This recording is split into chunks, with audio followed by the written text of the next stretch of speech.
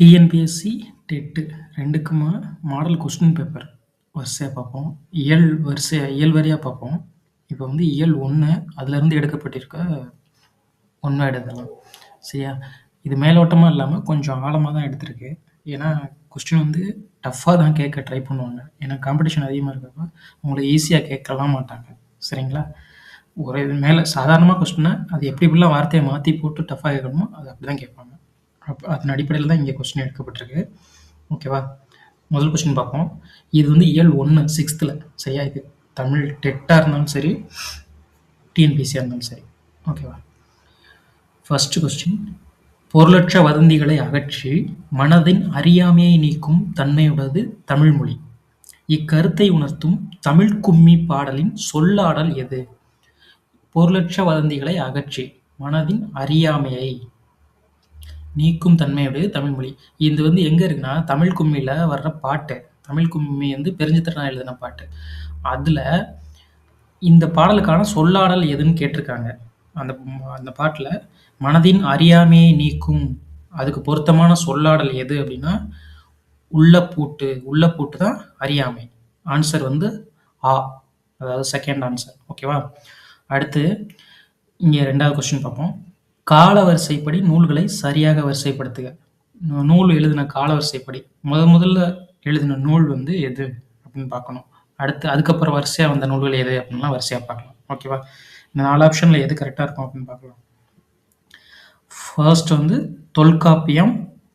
தொல்காப்பியம் தான் இருக்கிறதுலேயே மிக பழமையான இலக்கண நூல். சரியா?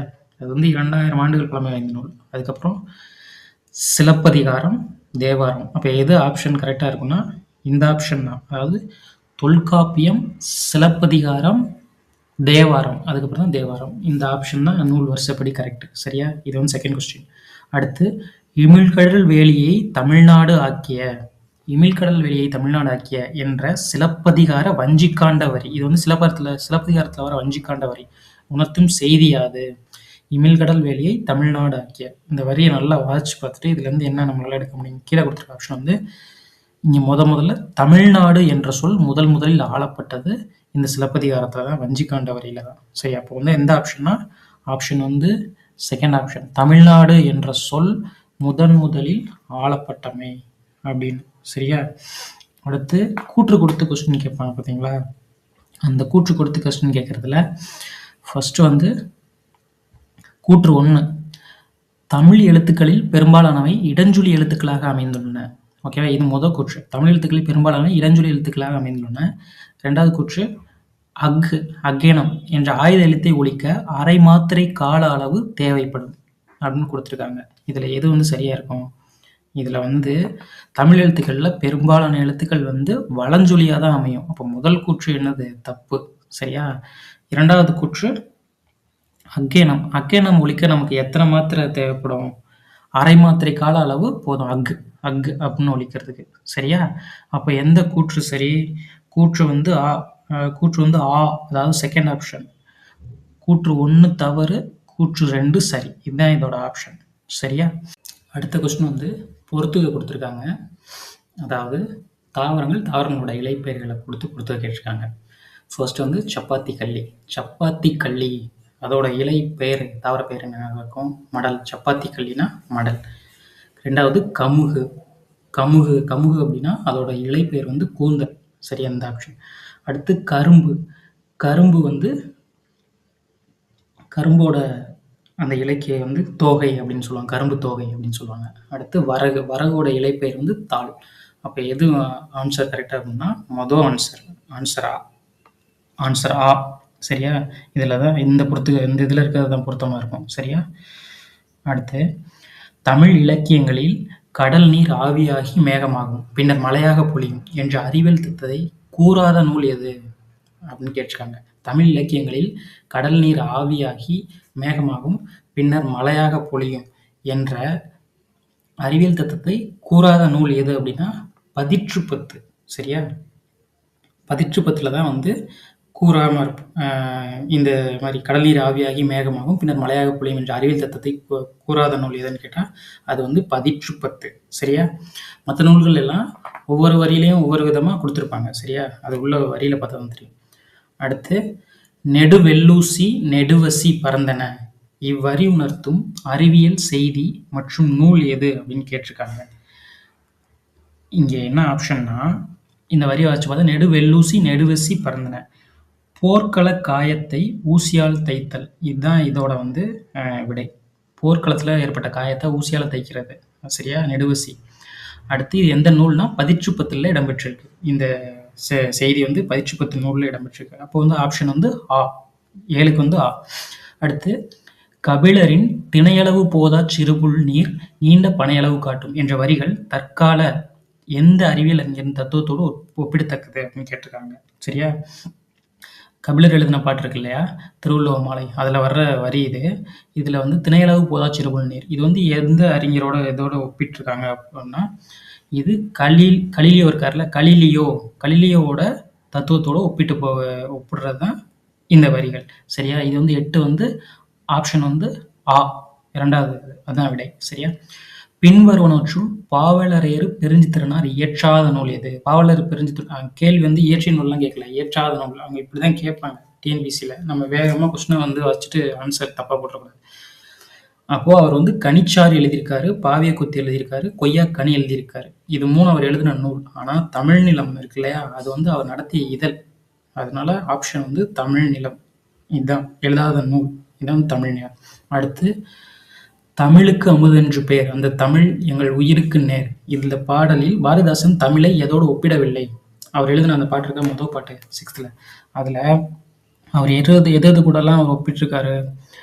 அவர் அமுது கூட ஒப்பிட்டிருக்காரு, நிலவு கூட ஒப்பிட்டிருக்காரு, அப்புறம் நீர் கூட ஒப்பிட்டிருக்காரு. ஆனால் மனத்து கூட அவர் ஒப்பிடவே இல்லை. சரியா? இந்த 4 ஆப்ஷனில் இ, அதுதான் அதோட ஆன்சர். ஓகேவா? அடுத்து தமிழுக்கு நிலவென்று பேர், இன்ப தமிழெங்கள் சமூகத்தின் விளைவுக்கு நீர். இந்த பாடலோட ஆசிரியர் தமிழுக்கு நிலவென்று பேர். இன்பத்தமிழ் யார் எழுதுனா அப்படின்னா பாரதிதாசன். 6th வர முதல் பாட்டு. தமிழுக்கு அமுதென்று பேர் நிலவென்று பேர்னு கேட்டாலே பாரதிதாசன் தான் எழுதணும். சரியா? அப்போ ஆப்ஷன் ஆ. அடுத்து இது பின்னாடி கட்டத்தில் இருக்க ஒரு இதுலேருந்து எடுத்துருக்காங்க. வான் தோன்றி வழி தோன்றி நெருப்பு தோன்றிய காலத்தே என்று தமிழின் தொன்மையை பாடிய கவிஞர் யார் அப்படின்னு கேட்டிருக்காங்க. வான் தோன்றி வழி தோன்றி அப்படின்னு அதோட தொன்மையை பாடின கவிஞர் யார் அப்படின்னா கவிஞர் வாணிதாசன். அவர் தான் இந்த பாட்டை அதோட தொன்மையை பாடியிருக்காரு, கவிஞர் வாணிதாசன். ஆப்ஷன் 12க்கு ஆ. அடுத்த கொஸ்டின் 13. தமிழுக்கு அமுதென்று பெயர் என்று பாடிய பாரதிதாசனின் இன்பத்தமிழ் பாடலை தொடர்ந்து தமிழே உயிரே வணக்கம், பிள்ளை நல்லுறவு எனக்கும் உனக்கும் என்று தமிழின் பெருமையை பாடியவர் யார் அப்படின்னு கேட்டிருக்காங்க. தமிழே உயிரே வணக்கம் இது அப்படின்னு சொல்லி அதில் வர்ற தமிழோட பெருமையை பாடினவர் யார் அப்படின்னா கவிஞர் காசி ஆனந்தன். அது பின்னாடி தனியாக கட்டத்தில் கொடுத்துருக்க இதில் கொஸ்டின் எடுத்திருக்காங்க. சரியா? கவிஞர் காசி ஆனந்தன். ஆப்ஷன் ஆ, கவிஞர் காசி ஆனந்தன். இதுதான் தமிழே உயிரே வணக்கம். இது உள்ள இருக்கிறதுனால கொஞ்சம் கவனமாக பார்க்கணும். அடுத்து தமிழன் கண்டாய் என்ற வரி முதலில் எங்கு இடம்பெற்றுள்ளது? சரியா? தமிழன் கண்டாய் இந்த வரி முதல்ல எங்க இடம்பெற்றிருக்கு? தமிழன் அப்படிங்கிற சொல் அது அப்பரோட தேவாரம். அதாவது ஆப்ஷன் 2nd ஆப்ஷன் ஆவில் அப்பர் தேவாரத்தில் தான் தமிழன் அப்படிங்கிற வார்த்தை முதல்ல யூஸ் பண்ணியிருக்காங்க, அப்பர் தேவாரத்தில். சரியா? இது முக்கியமான கொஸ்டின். அடுத்து பொருந்தாத இணையை கண்டறியான்னு கொடுத்துருக்காங்க. சரியா? இதில் ஒவ்வொருக்கும் ஒரு மாத்திரை அளவு அடிப்படையில் கொடுத்துருக்காங்க. இதில் பொருந்தாத கொஸ்டின் பார்த்தாலே தெரிஞ்சிடும். ஒவ்வொரு மாத்திரைக்கும் ஏற்ற மாதிரி கொடுத்துருக்காங்க. இப்போ இந்த உயிரெழுத்துக்கள் ஆ இ உ இது ஒரு மாத்திரை, அதுக்கப்புறம் இதெல்லாம் 2 மாத்திரை. இந்த இக்கு இங்கு இச்சு இஞ்சு இதுக்கு எத்தனை மாத்திரை? ஒரு மாத்திரைன்னு கொடுத்துருக்காங்க. சரியா? இதோட மாத்திரை அளவு என்னன்னா அரை மாத்திரை அளவு. சரியா? அதுதான் சரியான ஆன்சர். ஆனால் இங்கே தப்பாக கொடுத்துருக்காங்க. அடுத்து வளர்தமிழ். அடுத்த கொஸ்டின். அப்போ இது மேலே பார்த்த கொஸ்டினுக்கு ஆன்சர் இ, இக்கு இங்கு இச்சு இஞ்சு. சரியா? இது அரை மாத்திரை. அடுத்து வளர்தமிழ் என்ற சொல்லின் இலக்கண குறிப்பு எதுன்னு கேட்டிருக்காங்க. இது என்ன இலக்கண குறிப்பு? இதோட இது வினைத்தொகை. சரியா? அதாவது வளர்தமிழ், வளர்ந்த தமிழ், வளர்கின்ற தமிழ், வளரும் தமிழ் அப்படிங்கிறதுனால இது வந்து வினைத்தொகையில வரும். சரியா? இதோட இலக்கண குறிப்பு. இலக்கண குறிப்பு நிறைய கேட்பாங்க அடிக்கடி. அடுத்து தொல்காப்பியம் என்பது தமிழின் எவ்வகை இலக்கண நூல்? தொல்காப்பியம் வந்து எவ்வகை இலக்கண நூல்? இது வந்து எழுத்து, சொல், பொருள் ஆகிய 3ஐயும் கூறும் நூல் எது? அதுதான் தொல்காப்பியம். அப்போ முதல் ஆப்ஷன் வந்து ஆ. இதோட ஆன்சர் வந்து ஆ. அடுத்து அசதி என்ற சொல்லின் மிகச்சரியான பொருள். அசதிக்கு வந்து சோர்வு அப்படிங்கிறது தான் பொருத்தமான சொல். சரியா? அடுத்து கனிச்சாறு எனும் நூல் எத்தனை தொகுதிகளாக வெளிவந்துள்ளது? கனிச்சாறு அப்படிங்கிற நூல் வந்து அந்த முதல்ல பெருஞ்சித்திரனார் எழுதின இதில் பார்த்தீங்கன்னா மொத்தம் 8 தொகுதிகளாக வெளிவந்துள்ளது. சரியா? அதோட தொகுதி வந்து 8. அப்போ ஆன்சர் வந்து இ. சரியா? அடுத்து மா எனும் ஓரெழுத்து ஒரு மொழிக்கு கீழ்கண்டவற்றுள் பொருந்தாத பொருள் எது அப்படின்னு கேட்டிருக்காங்க. மா அப்படின்னா பெரிய, மா அப்படின்னா விலங்கு, மா அப்படின்னா அறிவு. அடுத்து மா அப்படின்னா கடல் அப்படின்னு பொருள் வராது. சரியா? அப்போ இது 3 கரெக்டு. லாஸ்ட்டாக இருக்க 20க்கு ஆன்சர் வந்து பொருந்தாத சொல் வந்து கடல். சரியா? அடுத்த கொஸ்டின் வந்து நிலம், நீர், தீ, வழி, விசும்போடும் 5ம் கலந்த மயக்கம்.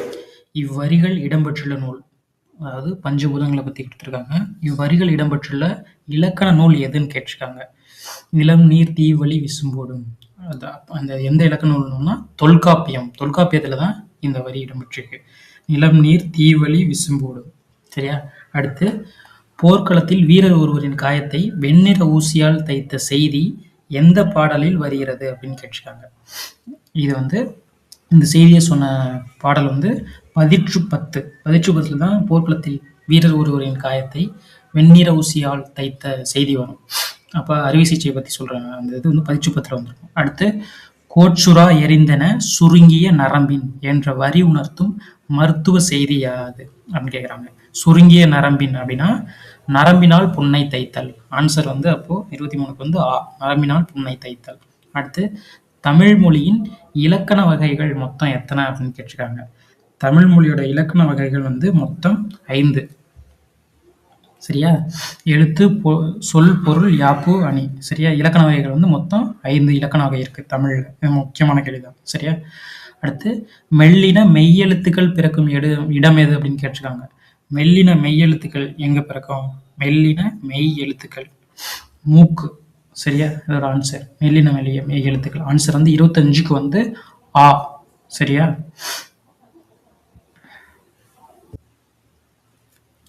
மெல்லின மெய் எழுத்துக்கள் பிறக்கும் இடம் வந்து மூக்கு.